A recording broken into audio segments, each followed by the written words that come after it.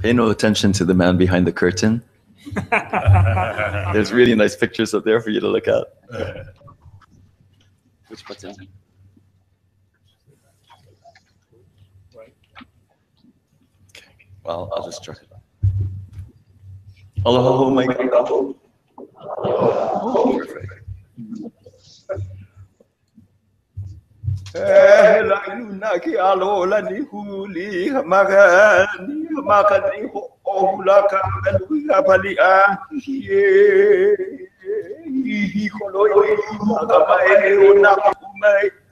May napuulu he hiwata o hi aha may kahau ta ai na keki o ola ka ai na ola ke kanaka e ola na kinie.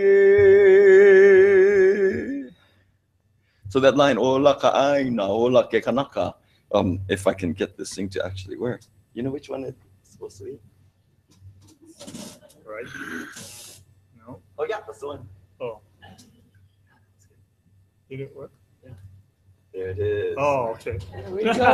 I was pointing it upside down, that's why. I was trying to go backwards. Ola ka ai na ola ke kanaka. As the land thrives, the people thrive. That's Olelo no ea, a Hawaiian wise saying. So, by way of background, the endangered species of Hawaii are a subset of the biota endemic to this archipelago, species restricted to the Hawaiian Islands. Endangered status is a designation assigned by a federal agency and one that's recognized with some modifications by the state of Hawaii. It's a designation that parallels other systems used to assess rarity and threat of extinction, such as the IUCN Red List and the global ranking system of NatureServe. The Fish and Wildlife Service currently recognizes 468 of the roughly 1,400 native vascular plants of the Hawaiian Islands as threatened, endangered, or candidates for such status. And that's over a third of the total native Hawaiian vascular flora. As a result, in Hawaii, even our state flower is on the endangered species list, as well as our state mammal, the Hawaiian bat, the ope'a, and our state bird, the Hawaiian goose, the nene, and our state marine mammal. However, such designations don't really offer us a very detailed picture of the significance of our rare and endangered species to our cultural heritage in Hawaii. It turns out that with such a high percentage of Hawaiian plants and animals given endangered status, it does not take long at all to find species with strong cultural significance.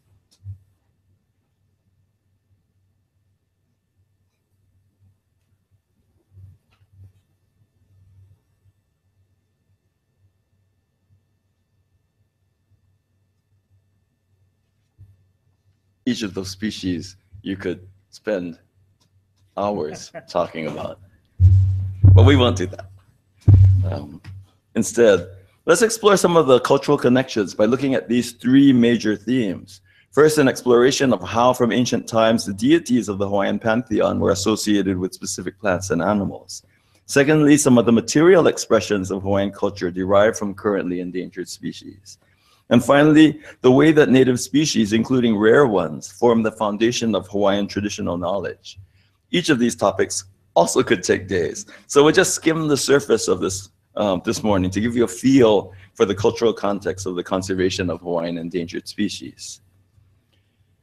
Hawaiian tradition holds that ancestral spirits can take the form of many different native plants and animals. And many of these forms, called kino lo, are physical manifestations of a deity and thus are held sacred. Let's explore a few of the sacred kino lo of the major Hawaiian gods called Akua. The traditional pantheon of Hawaii is dominated by four major Akua that together embody all of the elements of the Hawaiian universe. Notice in particular how Ku and Lono divide the year into the dry, hot summer and the cool, wet winter, and how Kane and Kanaloa each hold sway over land and fresh water versus the ocean, respectively. Their realms of influence in space and time, taken together, cover all phenomena of land, sea, and sky, as well as human behavior. Parts of their realms are entirely under their jurisdiction. Kanaloa, for example, as god of the sea, is also the god of oceanic voyaging. I'm so glad you showed that hokulea, those hokulea slides. Kane, as the god of fresh water, oversees water-intensive agriculture in Hawaii. And because Ku is the god of both governance and the hot summer months, warfare between chiefs was only allowed during the summer. And during Lono's wet, cool season, warfare was forbidden and the fine arts were the focus.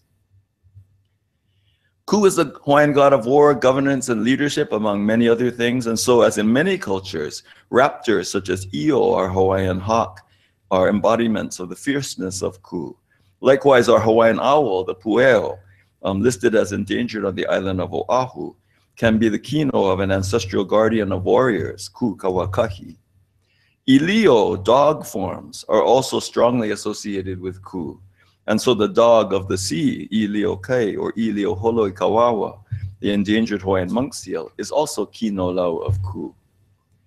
Because Ku is rigorous, upright, and persistent, all of the tallest and hardest trees of the Hawaiian forest are kino lau of Ku.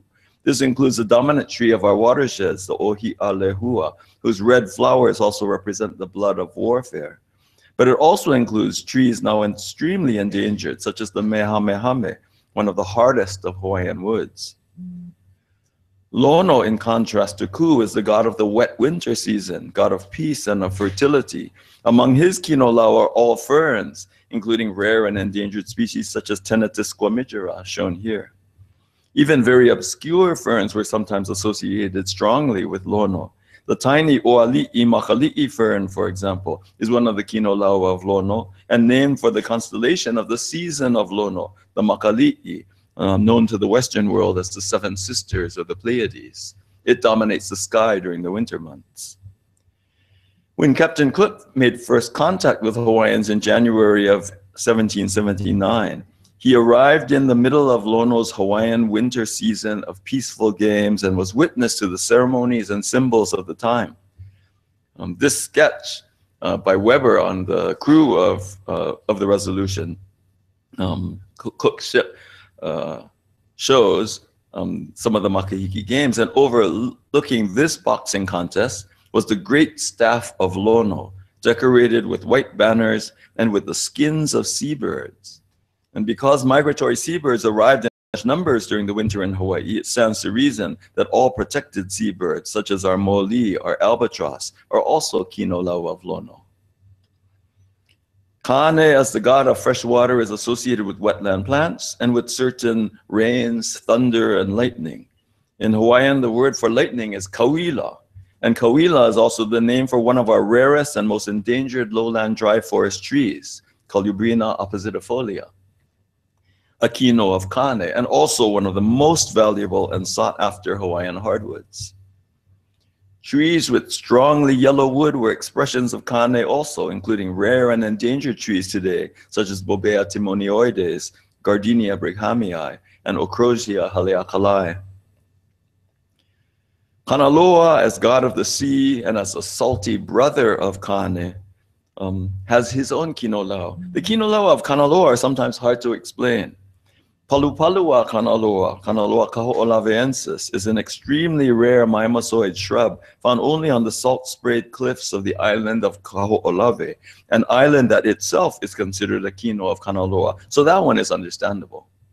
But Avapuhia Kanaloa, Liparis hawaiiensis, one of our 3 endemic orchid species, how does that delicate upland forest species so far from the sea belong to Kanaloa? Perhaps it's because Avapuhi, the Hawaiian shampoo ginger that made Paul Mitchell his fame and millions, is from a lowland plant that grows along the freshwater courses of Kane. And the Liparis, also growing from bulbs, and with similar though smaller and more delicate foliage, and growing separately from the Avapuhi of Kane, is given instead to Kane's brother, Kanaloa. Ocean connection also means that all cetaceans are expressions of Kanaloa, such as Nai'a, our dolphins, and Kohola, the Hawaiian subpopulation of humpback whales.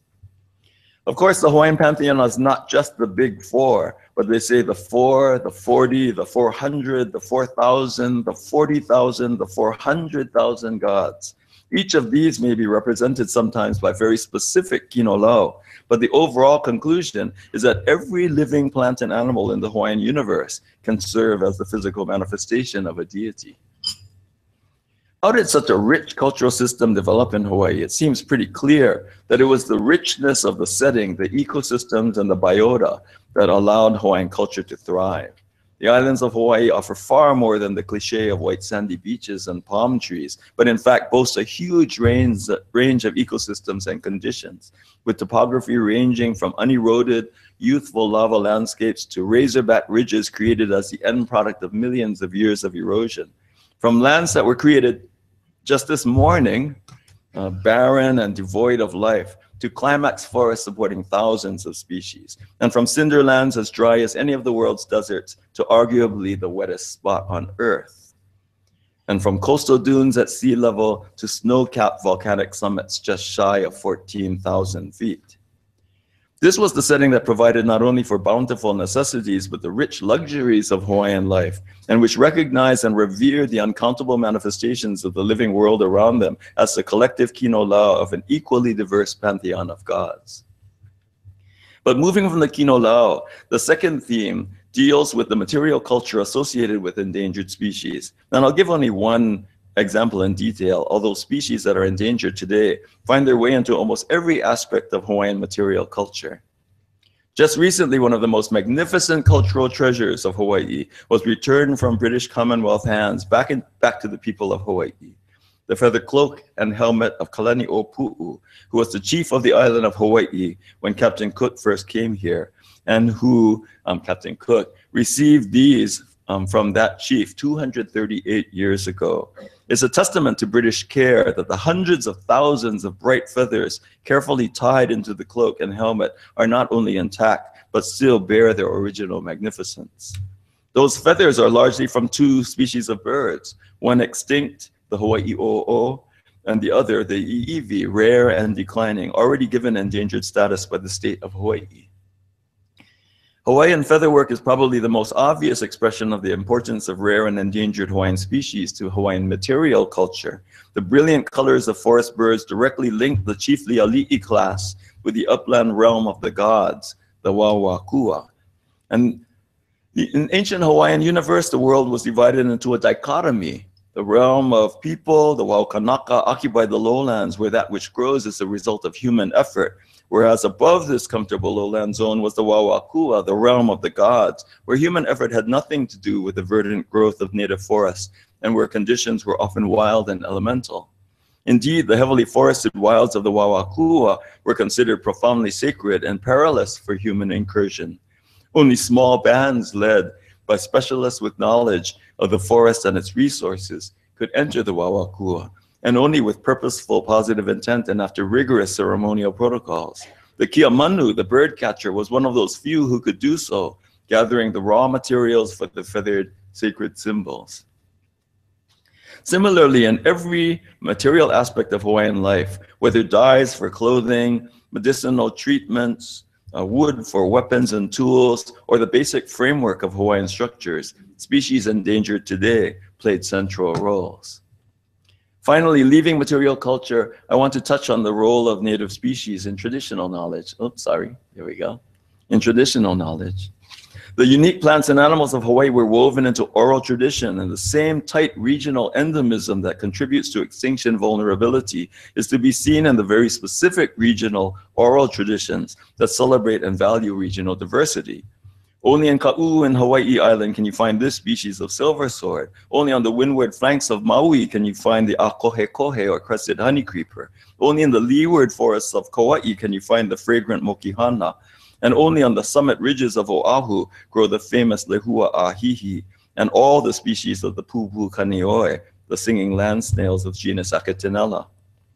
It was the role of Hawaiian intellectuals and practitioners to know and teach about the nature of resource distribution and the fact that not all lands were to be treated equal, but as valued places providing for unique resources according to their regional ecologies. Finally, I offer some examples out of the Kumulipo, one of the classic pieces of Hawaiian oral tradition. It starts with the creation of the universe out of hot spinning chaos. to the origins of life in the sea in simple forms such as coral polyps, and building through generations of life of sea, land, and sky, culminating in the birth of Hawaiian gods and the creation of human beings, and our familial relationship with everything that came before us. The chant is thousands of lines long, out of necessity to tell such a grand evolutionary epic. And one of the most interesting features is an element of dualism between land and sea creatures, in a guardian relationship where the life of the land is held responsible for the life of the sea. Among the hundreds of land and sea pairings offered by the Kumulipo are the following that involve species now endangered or protected. In each of them, you get to guess which of the two are endangered a moment before the red star, the endangered species marker, appears. Hanau kapuhi kawila noho ikai, kia'i ia kawila noho yuka. Born is the kawila eel, living at sea, guarded by the kawila tree, living in the uplands. That was a giveaway because you saw the kawila already. Hanau ka honu noho ikai, kia'i ia ke kuhonua noho yuka. Born is a sea turtle living in the sea, guarded by the maile seedling living on land. Hanau kapalaua noho ikai, kia'i ia ka aua noho yuka. Born is the toothed whale living in sea, guarded by the sandalwood living on land. And in this case, there are endangered species of both. In each of these examples, the counterpart on the land is held responsible for the care of the counterpart of the sea. It's likely a reflection on the knowledge that actions on the landscape have their impacts on the sea via the flow of waters across the land and into the ocean. Care of the land and its resources therefore meant care of the sea and its resources. There's a wise saying that reflects this relationship very well. He ali'i ka'aina, he kaua wale ke kanaka. The land is the chief, the people merely servants. Of all the traditional Hawaiian values, the one most globally recognized today is aloha. Aloha, empathetic compassion, love. The aloha that you hold for family extends in Hawaiian thought to all the elements of nature around you in your aina, the lands of your place, and emerge as aloha aina, a deep appreciation and love for all the features of the land. You realize that you are not whole without your place, and the fate and health of your place is essential to your own fate, your own health. So in Hawaii, issues of endangered species are not peripheral to, but central to cultural issues. And the handling of endangered species issues should be approached with the same aloha that the people of the land show to the kino love of their ancestors, unique and priceless assets inherent to the land and sea. So aloha.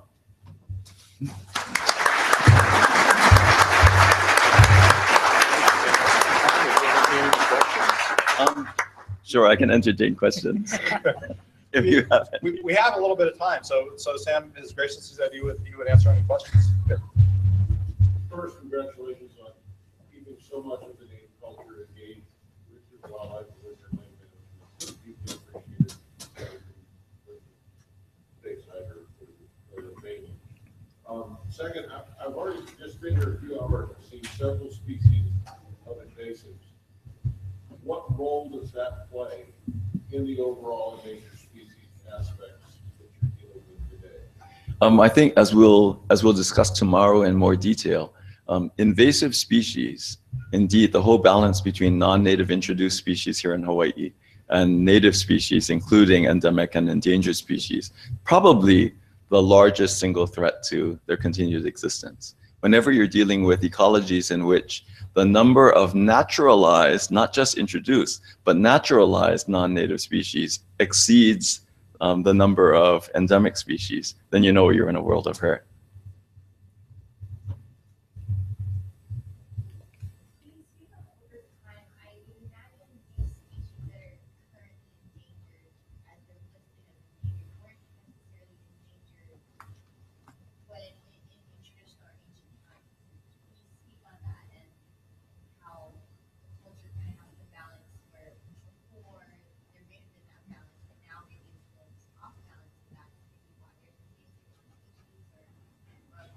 So if you didn't hear the question was, can you speak to the issue of the histories that led some of those species which were important in Hawaiian culture in the past and in a state of abundance in those times to their endangered status today, and how that forces some changes in the relationships between people and those species. That's a whole day's worth of talking right there. But it's very true. When Kalani'opu'u's Cape came back to the Hawaiian Islands, many people made the point that Kalani'opu'u's Cape is a symbol of abundance. It was a symbol of a time in which species that are frankly extinct or extremely endangered today were so abundant that one could create such a beautiful item without threatening the fate of the species that provided them.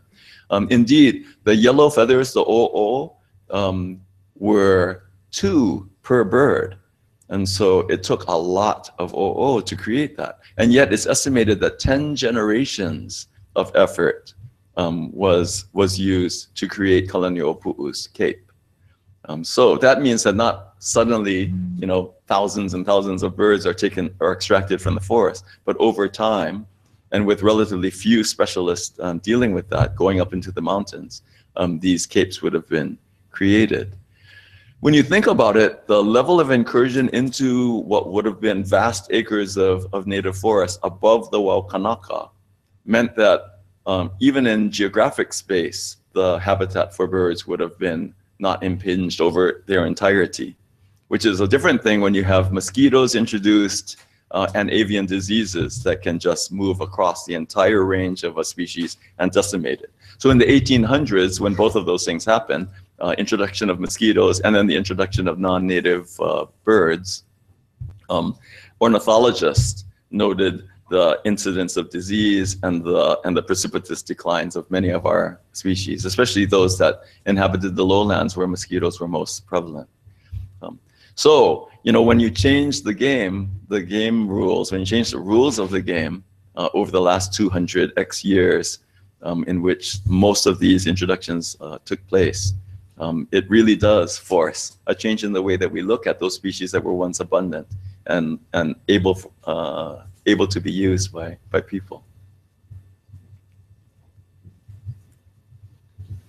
Anyone else? Thanks again.